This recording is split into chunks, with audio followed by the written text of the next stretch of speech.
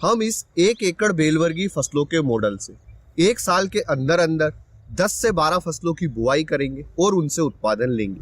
अगर आप इस वीडियो में बताए गए तरीके से इन फसलों की बुआई करते हैं तो आपकी आमदनी बुआई के मात्र 30 से 35 दिन के बाद ही शुरू हो जाएगी और पूरे साल हर महीने हर दिन आपकी आमदनी चलती रहेगी। नमस्कार किसान भाइयों, स्वागत है आपका एक बार फिर से हमारे YouTube चैनल क्रिएटिव किसान में। आज मैं इस वीडियो के माध्यम से आपको जानकारी दूंगा कि 1 एकड़ में आप बेलवर्गीय फसलों की बुआई करके किस तरह से अपनी लागत को आधी कर सकते और आमदनी को 2 से 3 गुना तक बढ़ा सकते हैं।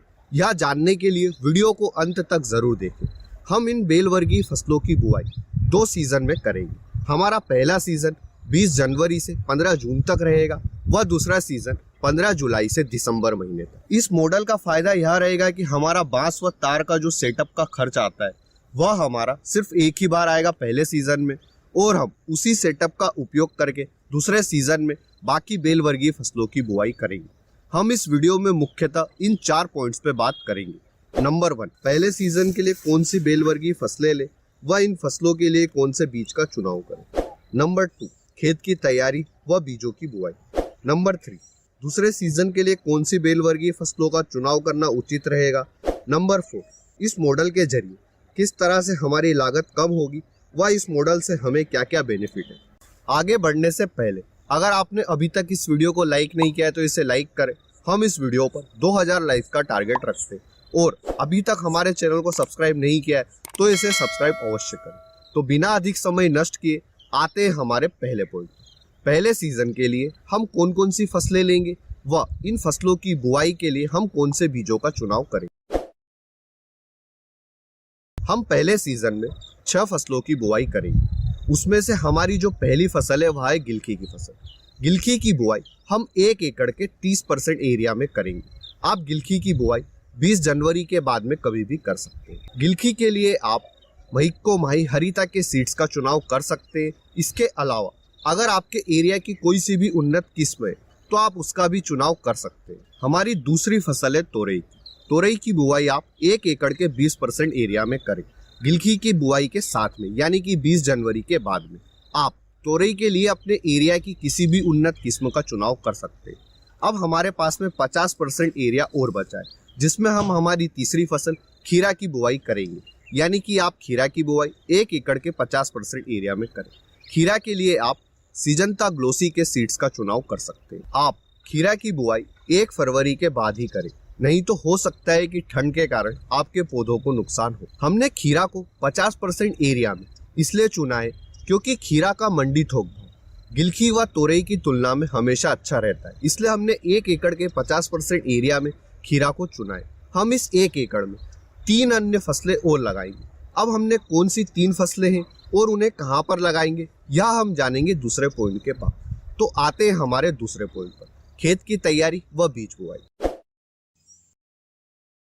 हमें इन फसलों की बुआई करने के लिए बांस व तार का एक पूरा का पूरा सेटअप तैयार करना पड़ेगा, क्योंकि यह सभी बेलवर्गीय फसलें और बेलवर्गीय फसलों से अच्छा उत्पादन लेने के लिए अगर आप बांस व तार का एक मंडप बनाकर सेटअप तैयार करेंगे तो आपका उत्पादन नॉर्मल बुआई की तुलना में 1.5 से 2 गुना तक हो सकता है।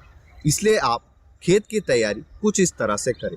2 बार जुताई और 1 बार रोटावेटर चलाने के बाद आप खेत में बेड निर्माण कर लें। बेड की बेड से दूरी 4 से 5 फीट रखें।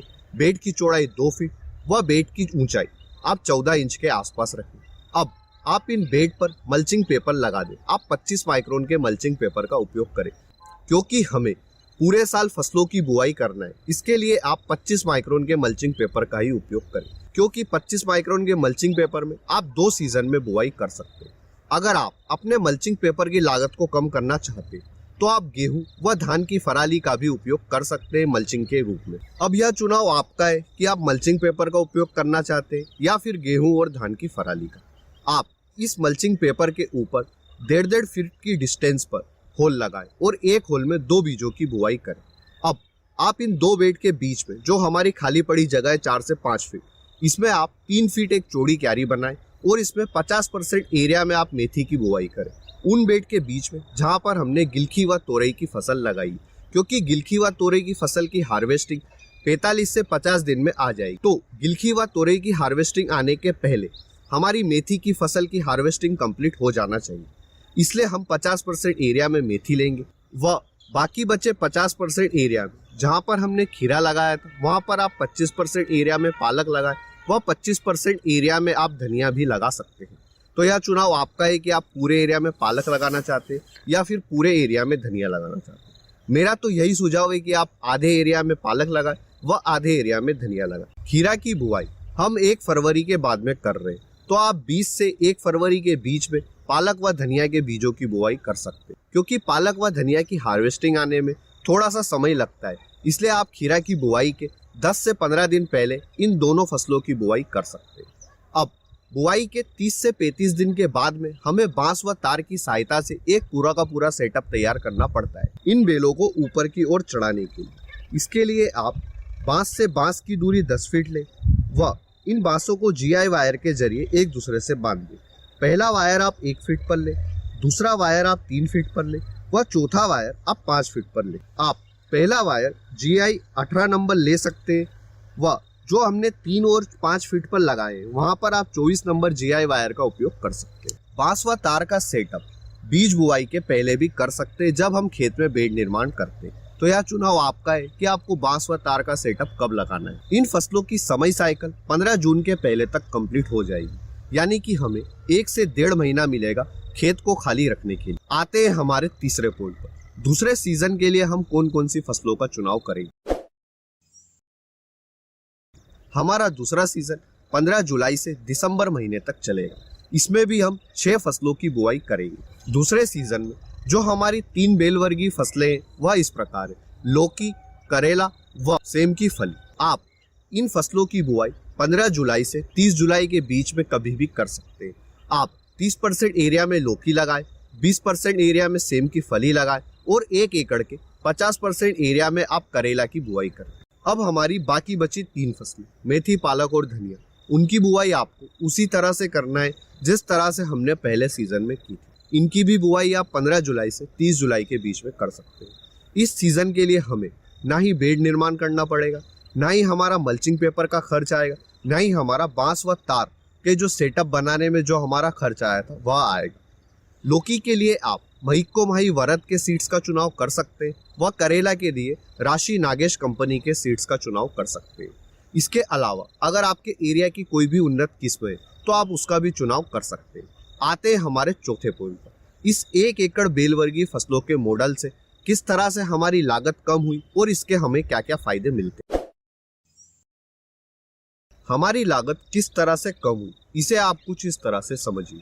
हमारा दूसरे सीजन में फसलों की बुआई करते समय ना ही बेड निर्माण का खर्च आया, ना ही खेत की तैयारी का खर्च आया, ना ही मल्चिंग पेपर का, ना ही बांस, तार और इनके सेटअप। इस तरह से हमारी 36,000 रुपए की बचत हुई सिर्फ इस 1 एकड़ बेलवर्गीय इंटरक्रॉपिंग मॉडल के जरिए सही फसलों का चुनाव कर। इस मॉडल में हमारी आमदनी फरवरी के आसपास ही चालू हो जाएगी मेथी की फसल के रूप में। फिर मार्च महीने में गिलकी, तोरई, धनिया व पालक से हमें उत्पादन मिलना शुरू हो जाएगा। उसके बाद में खीरा की भी हार्वेस्टिंग जल्द ही आ जाएगी। इस तरह से मई महीने तक हमारी डेली इनकम होती रहेगी। उसके बाद में 15 अगस्त के आसपास दोबारा से हमारे मेथी की फसल से उत्पादन मिलना शुरू हो जाएगा। फिर 1 सितंबर से करेला, लौकी, पालक, धनिया की फसल से हमारा उत्पादन मिलना शुरू हो जाएगा और उसके बाद में नवंबर महीने में हमारा सेम की फली से उत्पादन मिलना शुरू हो जाए। इस तरह हमारी पूरे साल हर महीने हर दिन कंटिन्यू आमदनी होती रहेगी। ये सारे ही फायदे आपको इस 1 एकड़ बेलवर्गीय इंटरक्रॉपिंग मॉडल के जरिए मिलते हैं। अगर आपको इस वीडियो में दी गई जानकारी अच्छी लगी तो वीडियो को लाइक और शेयर करें और अभी तक हमारे चैनल को सब्सक्राइब नहीं किया तो इसे सब्सक्राइब अवश्य करें। अगर आपके इस वीडियो से जुड़े कोई भी सवाल तो आप हमें कमेंट सेक्शन में पूछ सकते हैं। हम हमारे हर किसान भाई की कमेंट पढ़ते हैं और कोशिश करते हैं कि उन्हें उनके सवालों के जवाब मिल जाए। धन्यवाद किसान भाइयों। जय जवान जय किसान।